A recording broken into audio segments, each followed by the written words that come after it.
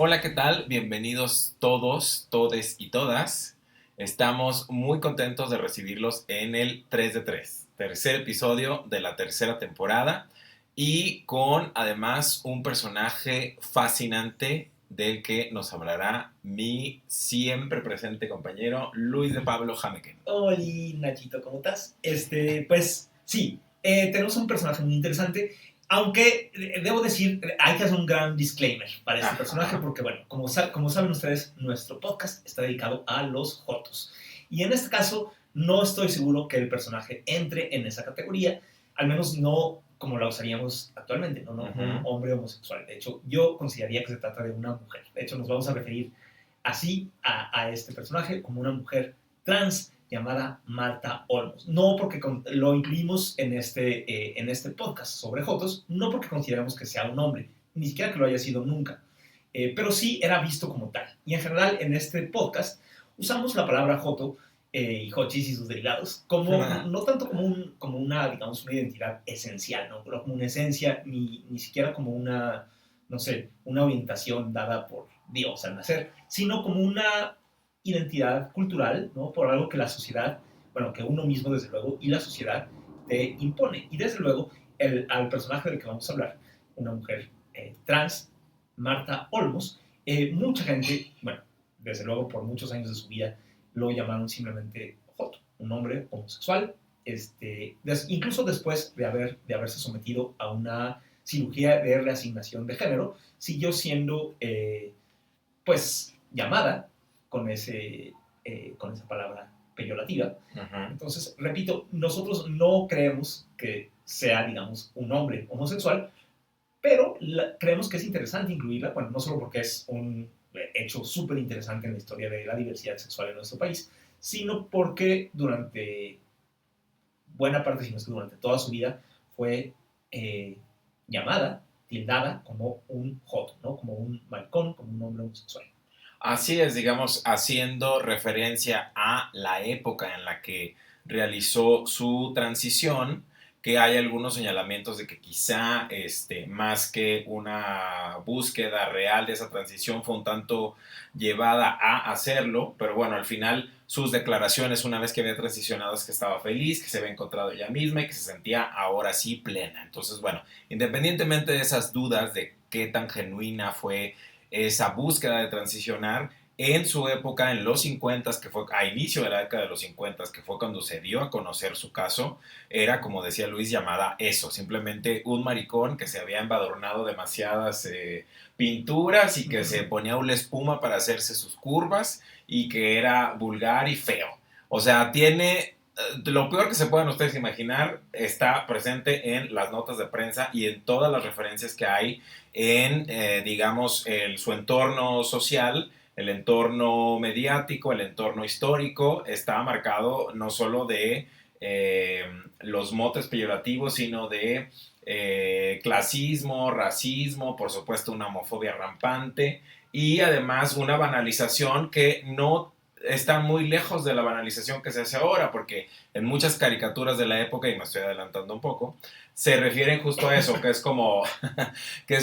bueno, como ya es tan fácil cambiar de hombre a mujer, pues vamos a cambiarlos a mujeres, a no sé quién, para que entiendan lo que las mujeres, es como que, güey, no es como fácil. O sea, Marta, según la prensa de la época, se hizo 36 intervenciones quirúrgicas. Bueno, antes de nada, creo que hay que justo hablar de esto que mencionaba, ¿no? El contexto histórico, el contexto social, que ya hemos tocado en otros programas, cómo era México, el país, la Ciudad de México específicamente, en los años 50. Y no solo México, el mundo, ¿no? En los años 50 en general, creo que han pasado a la historia con el estereotipo de ser una década particularmente conservadora, ¿no? En términos de moral, de sexualidad y de género, ¿no? En todo el mundo, ¿no? Esta era de la posguerra, con las famosas amas de casa de los 50, ¿no? Con sus falditas, así con sus crinolinas, sus zapatitos de tacón, pasando la aspiradora, todas nices.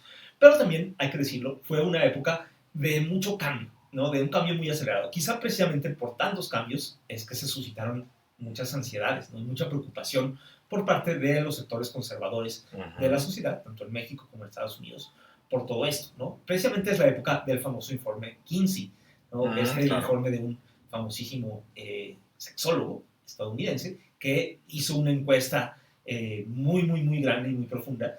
De hecho, lo publicó en 2 libros, uno sobre la sexualidad de las mujeres americanas y otro sobre la sexualidad de los hombres.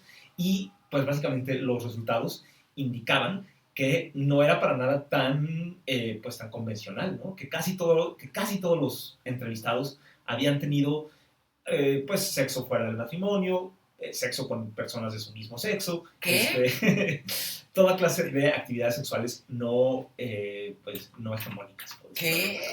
¿Me estás diciendo que...?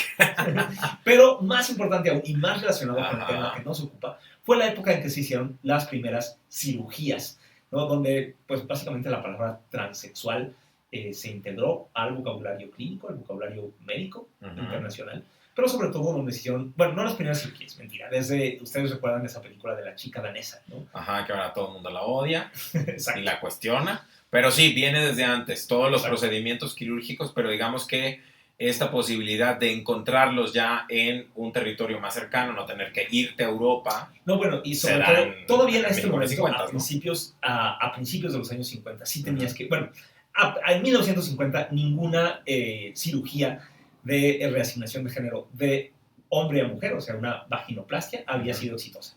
Okay. O sea, se habían muerto todos los que lo habían intentado, incluyendo la famosa chica danesa.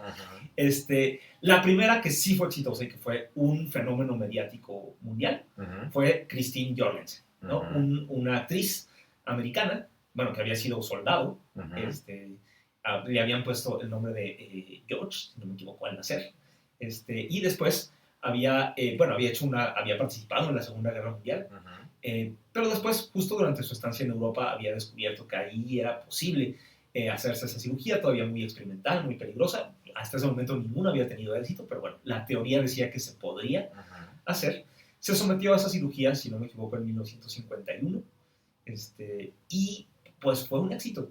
La verdad es que fue un éxito en todos los sentidos, un éxito sobre todo desde el punto de vista médico, ¿no? Sobrevivió con buena salud, el cambio fue completo, fue acompañado de un tratamiento hormonal. Ese también fue el primer caso que no solo fue una cirugía, digamos, pues una cirugía. De cortar, pulir.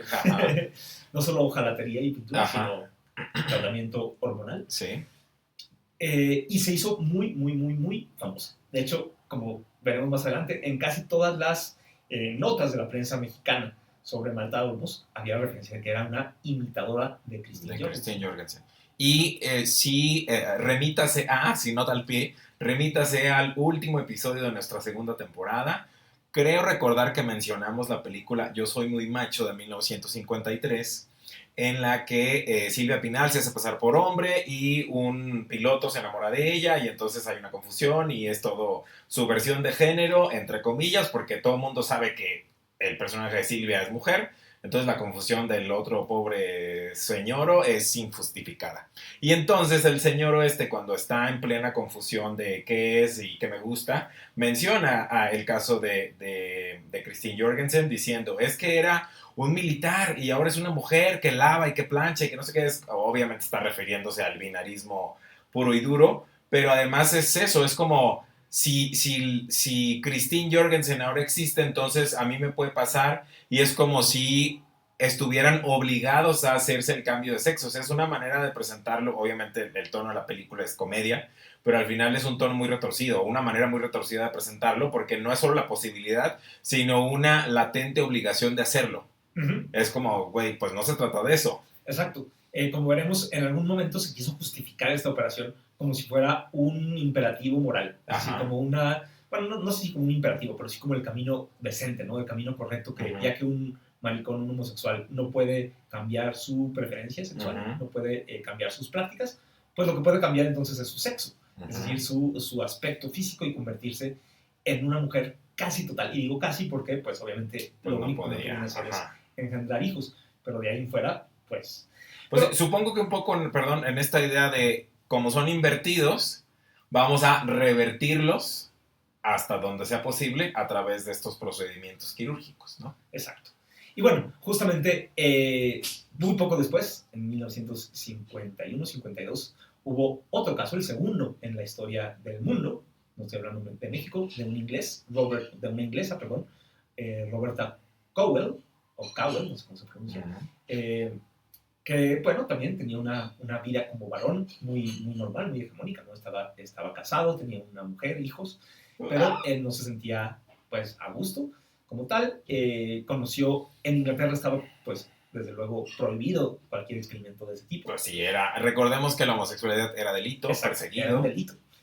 Pero ella conoció, bueno, por cierto, a uno de los primeros, ahora se me va el nombre, pero, bueno, uno de los primeros médicos trans, digo, hombres trans, quiero decir que se había hecho, de hecho, que se había hecho a su vez él, a sí mismo, bueno, no se lo había hecho a sí mismo, pero en su equipo, la primera transición de mujer a hombre. Ajá, exacto. Okay. Exitosa también. Y bueno, él fue el que la operó también. Entonces ya, pero ustedes imagínense hoy si les dijeran que hay un tratamiento para lo que sea, para cualquier trastorno, enfermedad, lo que quieran, pero que solo se ha habido 2 exitosas en todo el mundo. ¿Ustedes se animarían? Pues yo diría que no. Sobre todo que estamos ahora en México, ¿no? Estas 2 operaciones habían ocurrido en Europa, la de Christine Jorgensen en Dinamarca, la de Roberta Cowell en Inglaterra. En Estados Unidos estaba prohibidísimo, desde luego. Era una sociedad, repito, al menos una sociedad, creo yo, muy hipócrita, muy conservadora, muy restrictiva. Creo que la mexicana era un poquito menos. No sé qué opinas tú, Ignacio, pero a mí me parece que la sociedad mexicana de los 50, obviamente comparada con qué, con cuál sea nuestro punto de comparación, pero si nuestro referente es Estados Unidos, creo que en México había ciertas libertades en torno a la diversidad sexual. Y justo el cine es un ejemplo de eso, ¿no? Poco antes se había estrenado la película, bueno, ya mencionas esta película, Yo soy muy macho. Pero una película, digamos, con una mirada más seria, no sé si positiva, pero más empática al menos, es la de Muchachas de Uniforme, ¿no? De 1953, si no me equivoco, de Alfredo B. Crevena. Que es la historia de una chica, de una niña, pues lesbiana, ¿no? Que se enamora de una maestra en un internado de monjas, y la presionan y al final termina suicidándose. Es una historia con un final muy trágico, pero digamos que las villanas no son las lesbianas, sino las monjas que no están dispuestas a apoyar o a entender las diferencias, ¿no? Y al final conducen a un final trágico. O sea, hay un cobro social latente que al final es su vida a través del suicidio. Que eso es como está ahí de una manera, puesto de una manera difusa, porque no se sabe si es un cobro social o si es resultado de esta negligencia. Al final hay algo ahí que puede o no puede ser, pero sí, tienes toda la razón. Al final hay un arrepentimiento por parte de estos personajes femeninos que no supieron cómo llevar el caso. Exacto. Si no me equivoco, hay al final un parlamento de Marga López, que es como la maestra de la que estaba enamorada la chica, que increpa a las monjas, ¿no? O sea, les dice que por su intolerancia y por su... un poco, no diciendo que el lesbianismo estuviera bien, la homosexualidad en ningún tipo, pero sí, porque, bueno, además hay que decir que la película está ambientada décadas antes, los 20, yo creo que antes, en el siglo XIX. Sí. Y ella les dice, pues eso, no que había que tolerar la homosexualidad, pero que sí había que tratarla con empatía, con amor al prójimo, con comprensión. Y además que chance y ni siquiera era lesbiana. Exacto. Era como una confusión. Exacto. Hay un cariño ahí medio exacerbado. Y bueno, volviendo, para acabar de pintar el retrato de México en esos primeros años 50, y también un poco como parte de mi argumento, por demostrar que era una sociedad no tan restrictiva como otras en el mundo, había llegado a México poco antes el escritor italiano Carlo Coccioli, que había tenido que salir prácticamente huyendo de Italia y después de Francia. Y en cuanto llegó a México pudo publicar aquí en español, en una traducción creo que no hecha por él, pero supervisada por él, su novela Fabricio Lupo. Estoy viendo que tienes acá. Así es. Ahí está. Y bueno, es interesante que fuera México el primer país en donde se pudo publicar, no es que no hubiera otras novelas de escritores homosexuales o sobre temática homosexual en el mundo, pero pues en México se permitió la publicación, se permitió la traducción de un personaje bastante conocido. y bastante a la vez notorious, dirían en inglés, ¿no? Es decir, con fama y con mala fama. Perseguido en Italia, en Francia. Pues en México no le fue del todo mal. Vamos, tampoco es que pudiera, no quiero decir que fuera un paraíso no era como Puerto Vallarta, o Cipolite, ¿no? Pero un poquito sí, ¿no? Sí, además veníamos de como ya decías, es la posguerra, hay un viraje o una vuelta a lo tradicional justamente por todo lo que una guerra y una guerra mundial permite, es decir, hay una suspensión de los códigos de toda índole y entonces pues vamos picando por aquí y por allá, muy literalmente. Pero justamente México fue el polo al que llegaba por la, digamos, neutralidad mantenida durante prácticamente todo el conflicto bélico, era donde todo el mundo llegaba y fue el paraíso de los espionajes y contraespionajes y demás, pero finalmente esa llegada de muchas figuras conocidas y no tanto, trajeron consigo una serie de códigos y subcódigos de conducta culturales, visiones sobre el mundo también muy variadas que creo que de alguna manera terminaron integrándose en diferentes capas de la sociedad, no solo en las élites. Creo que hubo permearon a diferentes capas y eso llevó también a ciertos espacios de permisibilidad para las diferencias sexuales o para la no heterosexualidad masculina de manera extendida, podríamos decir un poco. Pero definitivamente también desde el gobierno hubo un viraje o un regreso a lo tradicional, al conservadurismo, porque bueno, en el 52 llega Ruiz Cortines a la presidencia y anuncia con bombo y platillo que su sexenio va a estar regido por la vigilancia del cumplimiento de los códigos y las promesas revolucionarias, pero compartido por toda la población a través de las juntas de mejoramiento moral, cívico y material. Vámonos. O sea, era una sociedad que de alguna manera desde arriba se le pedía que se vigilara a sí misma. Sí. Entonces eran las juntas de mejoramiento, eran integradas, ahora sí que la junta vecinal se convirtió en esta forma de junta de mejoramiento para vigilar que hacía falta, no solo en lo material, que se podía arreglar, que el alumbrado, las banquetas, el asfalto, lo que sea, pero es importante decir que lo primero que se menciona en el nombre oficial de estos organismos es lo moral.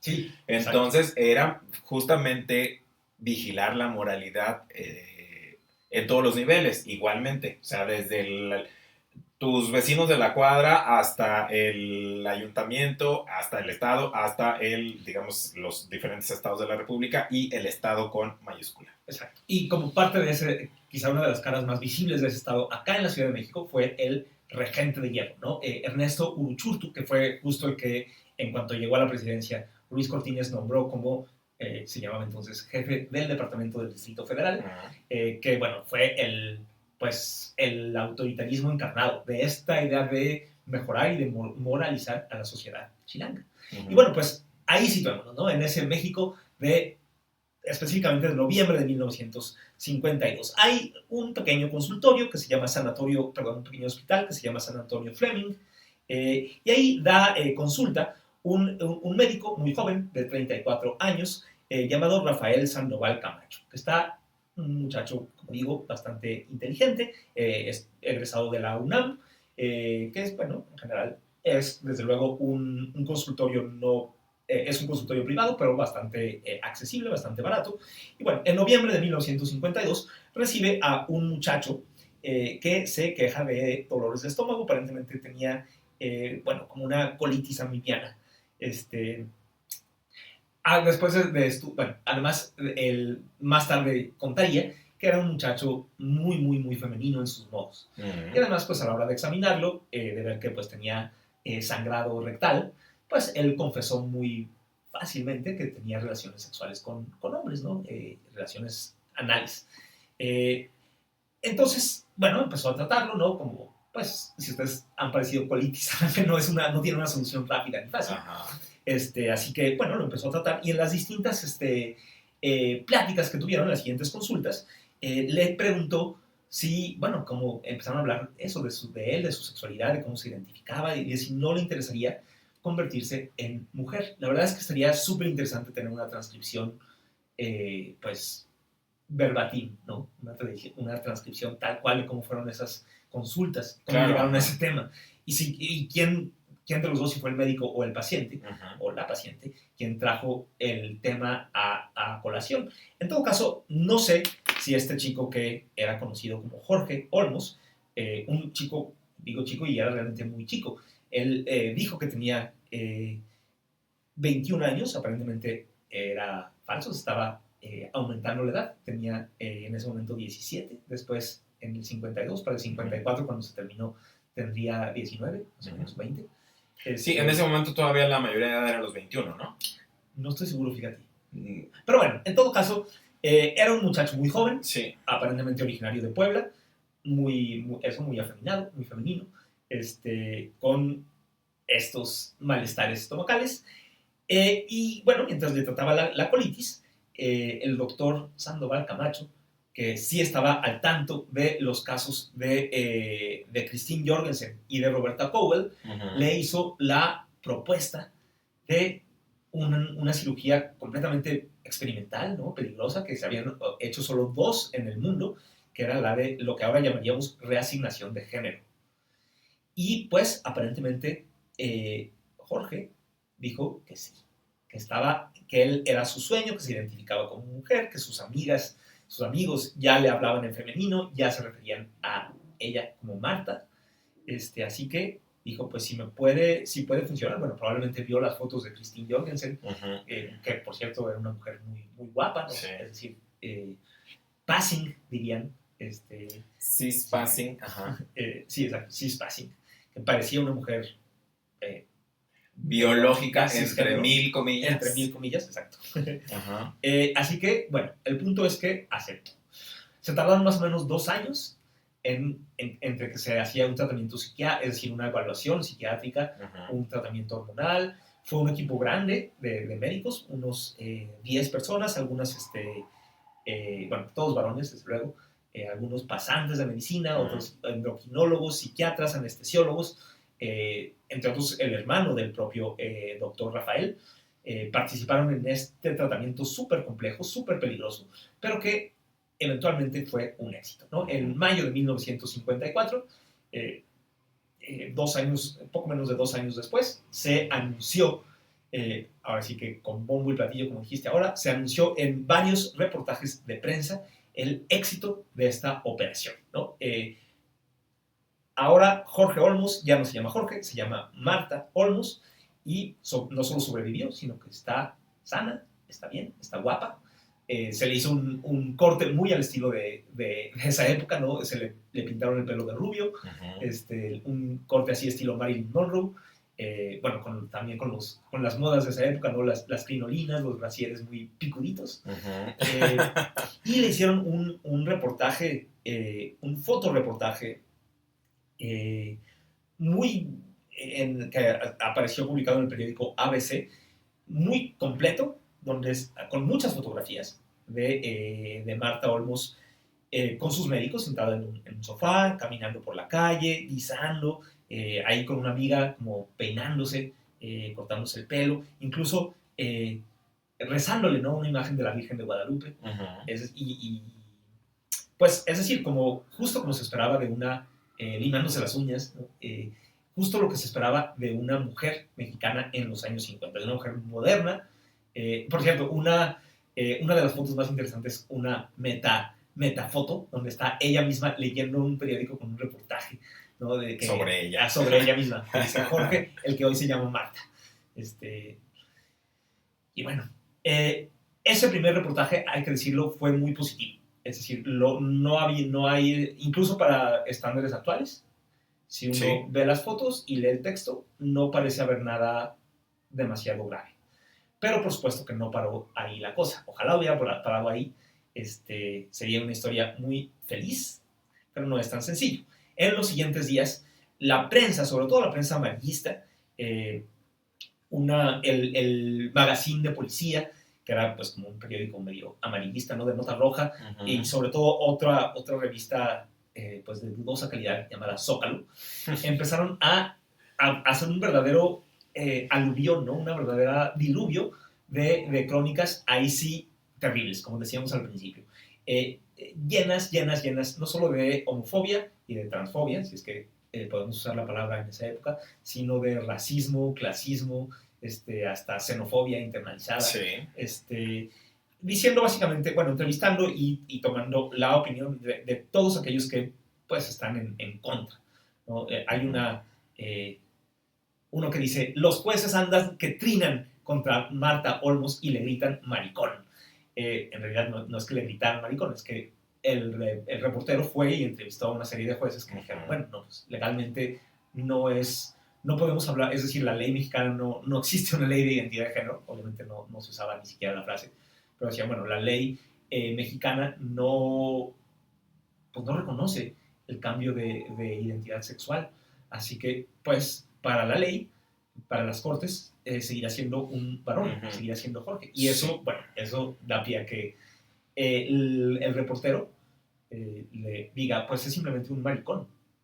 Sí, dice en la nota, cito, no ha perdido de ninguna manera sus compromisos civiles contraídos como hombres, ni la ley el derecho de cobrárselos, ¿no? Entonces en esta época en la que justamente decías esto, esta exacerbación de los roles masculino y femenino y la idealización de esta vida doméstica ahora tocada por la modernidad, pues era eso, o sea, los hombres son hombres y se visten de cierta manera y salen de casa a ganar el dinero, a trabajar, a ganarse el dinero para mantener este nivel de vida que ahora es posible para todos. Estamos en el mejor momento económico y entonces hay que cuidar esto que se supone que es la base de la sociedad, bla, bla, bla, bla, bla, con todos estos discursos que ya son bien conocidos, ¿no? Entonces, bueno, también para acabar de complejizar todavía todo este contexto y este escenario, el año anterior, 1953, se había dado el voto a las mujeres. Finalmente.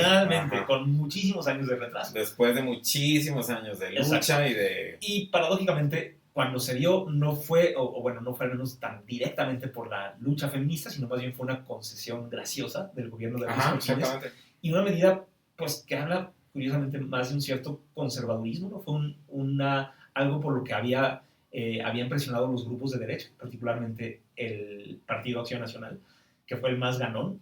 Todavía en esa época se pensaba, y probablemente con cierto fundamento, que las mujeres eran más católicas, más fanáticas incluso, más conservadoras. Así que concederles el voto haría que la política girara un poco hacia la derecha. Exacto. Así que, a pesar de no estoy diciendo que no fuera una buena cosa, al contrario, fue maravillosa, más vale tarde que nunca, pero cuando se dio, sí fue un pequeño, pues como decir, bueno, ahora ya que el gobierno no es tan radical, no es tan revolucionario, estamos dispuestos a que las mujeres católicas voten y a su vez le den voz a lo que les dice su confesor, lo que les dice el cura, y no va a ser tan grave.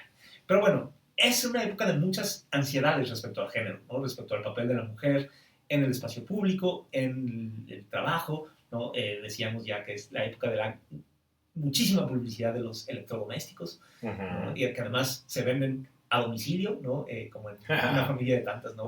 Los vendedores a venderte una aspiradora para que la mujer ni siquiera tenga que salir de su casa y reciba solamente a estos vendedores ambulantes, y puedan ya tener un estilo como el American Way of Life, ¿no? Un estilo de mujer pues conservadora en algún sentido, pero también moderna, cómoda y glamurosa. Y eso es a lo que le tiraba. Y como este reportaje, el primero, decía, presentó a Marta Olmos en un principio. Los que siguieron, repito, se burlan de eso. Es decir, dicen, muy güerita, pero es pelo pintado, muy curvilínea, pero pues son curvas falsas. Se pone una espuma. Exacto, que compró, un reportaje dice que compró en el Sears. Ok. Sí, insiste mucho en que no es mujer. Los obispos también entrevistan a los obispos, por supuesto, y obviamente los obispos no dejarían de ser obispos católicos si no dijeran que era un pecado nefando, una cosa horrible, que Dios no había creado varón. En fin. Sí, y importante decirlo también, la terminología de la época no se le llamó, por supuesto, transición, se le llamaba mutación. mientras no se comprobara la veracidad de la mutación entre los sexos, pues no podían reconocerla como mujer a Marta, y entonces en esta prensa tendenciosa, amarillista, horrible, era Jorge Marta, Ajá, el nombre de... incluso se volvió como un sustantivo común, ¿no? Es decir, los Jorge Martas. Ahora llaman a poder hacer, es decir, pues lo que ahora llamaríamos las mujeres trans. Ajá, exactamente. Les decían los Jorge Martas. Bueno, y ahora pasó algo muy interesante. Después de un par de semanas de ese aluvión mediático, de pronto la prensa se cayó. Algo que había pasado en 1901, después del baile, del escándalo de los 41, de pronto se dejó de hablar, de la noche a la mañana se dejó de hablar del caso. Todo parece indicar que fue una instrucción directa o indirecta de arriba, del gobierno, del federal o de la Ciudad de México, de Luis Cortines o de Uruchurtu. El caso es que la prensa, al menos la mexicana, se silenció, tanto en un sentido como en otro. Es decir, dejaron de haber reportajes positivos, dejaron de haber reportajes negativos también, simplemente se dejó de hablar del caso. Yo creo que fue una medida, repito, impuesta desde arriba para evitar que se difundiera la idea de México como un país en que estas barbaridades eran posibles. Cosa increíble, repito, considerando que pues hasta ese momento solo en Dinamarca y en Inglaterra se habían hecho estas operaciones. Pero bueno, en todo caso es muy interesante ese silencio mediático repentino, no absoluto, porque unos años más tarde, en el 57, es decir, pasaron 3 años, el doctor, que por cierto, pues de pronto tuvo una fama inmediata, ¿no? El doctor Camacho Sandoval, sacó un libro explicando, básicamente, o justificándose de algún modo. Bueno, en el periodo, por supuesto, que la censura o la autocensura mexicana no alcanzó a otros países. En otras revistas del mundo sí se mencionaba como el tercer caso, ¿no? Es decir, primero Christine Jorgensen, segundo Roberta Cowell, tercero Marta Olmos en México. Por ejemplo, eso sí, casi siempre, bueno, o en revistas médicas súper especializadas que nadie leía, o en revistas de chismes súper amarillistas. Por ejemplo, una muy famosa que se llamaba Whisper, básicamente que hablaban de chismes de la farándula. En abril de 1955 publicó un artículo titulado México Hush Hush Clinic, o sea, clínica secreta, ¿no? Clandestina. Casi como un anuncio, ¿no? Quien quiera irse a cambiar de sexo y no pueda llegar hasta Europa, pues puede llegar a México. Correcto. En todo caso, bueno, repetía que en 1957 Rafael Sandoval Camacho publicó un librillo llamado Una contribución experimental al estudio de la homosexualidad. Y aquí hay otra cosa muy interesante que me remite al tema que hablábamos al principio. ¿Qué tanto podemos considerar a un caso como el de Jorge Marta Olmos un caso de homosexualidad o de jotería? Bueno, yo diría que no, y creo que la mayoría hoy coincidiríamos en eso, pero en 1957, pues sí. Es decir, era la única manera de, digamos, asirlo, de entenderlo, de poder procesar, ¿no? Exacto. La palabra transexual ya se empezaba a usar, pero de nuevo solo en las revistas médicas súper especializadas, no estaba en la jerga común, y no fue la palabra que usó, y bueno, además se refería a una cosa, pues, física, ¿no? Fisiológica, el cambio de un cuerpo masculino con genitales masculinos a un cuerpo con genitales femeninos. Digamos que el trastorno, entre comillas, psicológico que la causaba, lo que después algunos llamarían disforia de género, en esa época era conocido simplemente como homosexualidad. Es decir, y además, también como decíamos al principio, en este texto es donde se habla de esta operación de reasignación de género como una cura a ese trastorno que era la homosexualidad. Tengan ustedes en cuenta que hasta 1990 o 91 la Organización Mundial de la Salud no quitó la homosexualidad de su lista de enfermedades mentales. O sea que en el 57 básicamente nadie dudara que la homosexualidad era un trastorno mental. Pues bueno, lo que decía el doctor Sandoval era que él había logrado curarla, ¿no? Agarrar a un homosexual, a un maricón, que básicamente es un sujeto antisocial, y Ujú. convertirlo en una mujer decente, en una mujer funcional, social, Productiva, productiva guadalupana, según las fotos. y como güerita, Ajá, que va y hace la compra que así va, exacto, con una faldita muy, muy típica, una blusita así bordadita, muy bordada, con su canasta, por supuesto. No llevaba rebozo de bolitas, pero pero casi. casi. Eh, esta justificación, pues, da pie a una pregunta, creo yo, muy válida, pero cuya respuesta podemos debatir, que es si esa primera, pues, operación de reasignación de género fue un avance del que como mexicanos debemos estar orgullosos, o fue una manera de, pues, intervenir de forma autoritaria en un cuerpo de un sujeto, digamos, que involuntariamente, que nunca fue mujer, sino que solamente era un hombre homosexual, pero que por curarle esa enfermedad, entre muchas comillas, pues eso lo convirtieron en mujer, si no sin su consentimiento, porque desde luego no lo fue, no por iniciativa propia. Ujú. Y bueno, aquí, pues ahí sí lo dejamos a su consideración. Mi opinión personal es que esto último no es el caso. Es decir, que Marta no se hubiera dejado eh, someterse a esta operación, no se hubiera tomado todas estas fotos feliz. Exactamente, sí. Y yo más bien creo que esto de la cura, de la cirugía como cura de la homosexualidad, fue una justificación a posteriori.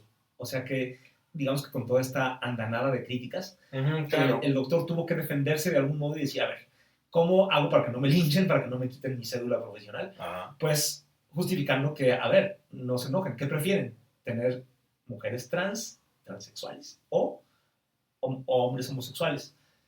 Así que, bueno, él lo que dijo fue, a fin de cuentas, no me linchen, no me funen.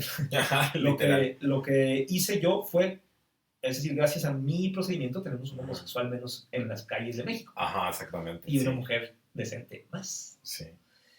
Pero yo no creo que fuera esa realmente la motivación original, al menos no de la propia Marta, que es la que nos importa. Exactamente, sí. Sí, porque además no es como no es como ahora que ya hay una idea clara de lo que implica un procedimiento quirúrgico para la transición, cuánto va a costar, qué tan doloroso es o no, qué tan incómodo es o no. En ese momento no había más que 2 referentes exitosos y un montón de referentes desastrosos. O sea, coincido contigo en que nadie se somete a tanto dolor durante 36 procedimientos quirúrgicos, sean de igual magnitud todos o algunos mayores y otros ya simplemente menores. Pero finalmente es un proceso largo, sostenido, doloroso, experimental, muy peligroso, no solo demandante en lo físico, sino en lo emocional, justamente por no saber si vas a despertar viva o no de esa digamos, de las inyecciones o de la anestesia que te van a poner o lo que sea que se trate, implica muchas cosas. Igual y la primera te engañan y caes, pero ya la segunda, pues, Ajá, te vas te corriendo. vas. Ajá, exactamente. Sí, entonces creo que sería muy complejo decidir por esa explicación. Creo que es más factible la otra, porque además, como yo ya decía, hay una cita de Marta Olmos en que dice, ahora me he encontrado y estoy contenta. Exacto. Que es una frase que podría decir una mujer trans hoy, o entonces, o en cualquier momento. ¿No? Sí, Me he un hombre encontrado. trans también. O un hombre trans, sí, totalmente. Bueno, ¿qué pasó con Marta? La verdad es que, tengo que decirlo, a pesar de esto, yo creo que la operación fue exitosa. Sin embargo, su vida, digo, tampoco es que una transición, y menos en esa época, garantice la felicidad automática. No fue el caso. Intentó dedicarse al espectáculo, intentó convertirse en actriz, siguiendo los pasos de Christine Jorgensen, a quien le había ido, pues, también más o menos. Aquí, pues, fue todavía más difícil. No le daban papeles, digamos, en el teatro, en la televisión, creo que en el cine ni lo intentó. Más que, pues, como en los teatros de variedad, como un freak, ¿no? Como un fenómeno, como alguien que... Y un poco también en los shows travestis que sí existían en esa época. como para decir, vean, pasen a ver al fenómeno del hombre que se convirtió en mujer. Ajá, así como, Así que, miren, desobedeció a sus padres y miren exacto, cómo por quedó. sus padres. Ajá, Bueno, sí, la verdad es que desaparece después de, de la vida de este pública. ensayo clínico, desaparece de la vida pública. En un ensayo que leí hace poco y me parece que no está publicado, pero por eso no lo voy a citar completo, pero sí diré que el investigador encontró por ahí la muerte de una persona llamada Marta Olmos Romero, que es su nombre completo, Uh-huh. en 1972. Es decir, si fuera el caso, en la Ciudad de México tendría y que tenía además 39 años. Es decir, murió muy joven. Uh-huh. Posiblemente su salud, a pesar de que podemos considerar la operación exitosa, pues no fue, digamos, no la dejó intacta, ¿no? No dejó, sobre todo, bueno, considerando cualquier operación en cualquier época, pero más en los años 50 y más 36 cirugías, Uh-huh. más el tratamiento hormonal, más los problemas de colitis, amibiasis y demás que ya traía. Sí. Pues sí, no tuvo muy buena salud. Tuvo además, aparentemente, sufrió de depresión, probablemente por ese fracaso, digamos, profesional. Uh-huh. Y bueno, eso, murió relativamente joven, a los 39 años. Eso sí, pues fueron casi 20 años de vida ya como una mujer trans, ¿no? Uh-huh. Una mujer transexual, solo transgénero.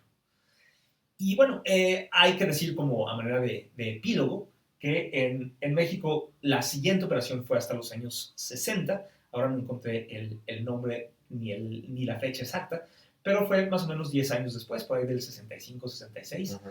Y ya después de eso, ya para entonces sí, ya no era un fenómeno, ¿no? Una operación tan experimental, ni tan novedosa, ni tan peligrosa. Ya después de eso, pues sería mucho más común. Por ahí hay algunas interpretaciones, he leído que dicen que se le llaman la jarocha por Marta, que según algunas versiones no era de Puebla, sino de Veracruz. Oh, ok. Lo cual, la verdad, a mí me parece uno de esos bulos históricos. Ajá, exactamente. Sí. Yo creo que la jarocha es simplemente para hacer el chistecito de te quitan el pito y te ponen pucha, te ponen panocha. Te ponen para que rime. Para que rime. Simplemente es una cosa para que rime y bueno, que quizá y solo quizá también tenga que ver con el carnaval de Veracruz, con todo su ambiente de subversión. Claro, ajá. Pero sí, bueno, que además históricamente Veracruz también es... Exacto. Siempre fue dado a bailes lascivos y a subversiones morales y demás. Siempre sí, fue... Y sexuales. Sí. Sí, fue señalado en muchos momentos. Y por eso nos gusta tanto. Besos a Veracruz. Besos a Veracruz. Jacome, guárdanos un lugar en el carnaval del próximo año. Sí, es muy interesante ver cómo, digamos que la vida, al menos pública, mediática, de Marta Olmos se reduce a un par de años en los 50s. Y ahí termina, digamos que se agota en sí misma y es muy interesante porque, insisto, todo el sexenio de cada informe presidencial de Ruiz Cortines se iba informando sobre los avances de las juntas de mejoramiento moral, ¿no? O sea, empezamos con tantas en el primer año, ya vamos en 1000, en 1200, en 2000 y durante el sexenio entero fue aumentando el número de juntas que, insisto, hacían esta labor de vigilancia o de autovigilancia. Entonces ya no era necesario decir, obviamente el Estado mexicano tenía una cierta eficiencia en ese aspecto, pero ahora tener una serie de organismos subsidiarios a los que además no se les daba ni 3 centavos y que hacían un trabajo muy eficiente, pues hacía esto un paraíso de la vigilancia y el autoritarismo. Y a la vez es un lugar donde antes que en la Unión Soviética, antes que en Estados Unidos, antes que en Alemania, es posible una cirugía de reasignación de género. Sí, hay una coexistencia ahí interesante. En 1955 hay una película que es comedia ranchera que se llama Al diablo las mujeres, que trata del primer caso, entre comillas, porque ¿no? Se trata de una ficción fílmica.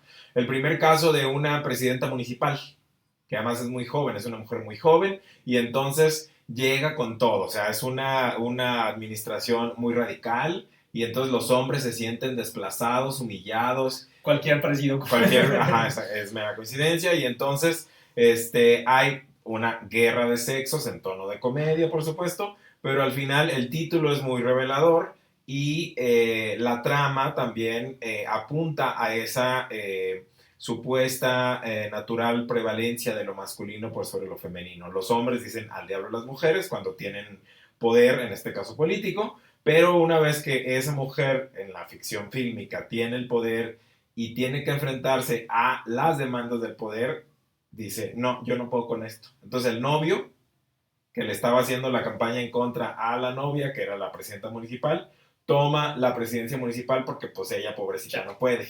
Y entonces al final es eso, se invierten los papeles, ella vuelve muy mona a su casa y el presidente municipal es el novio y como ya todo está en el orden que debía estar, se casan. O sea, se insistía desde esos productos culturales que tendían, por supuesto, al control social, a ese binarismo supuestamente natural que mantenía el orden natural, otra vez, de la sociedad, pero el orden además moral, institucional, legal y ante todas las instituciones posibles, ¿no? La médica, la religiosa, por supuesto, la institución del poder estatal. Entonces,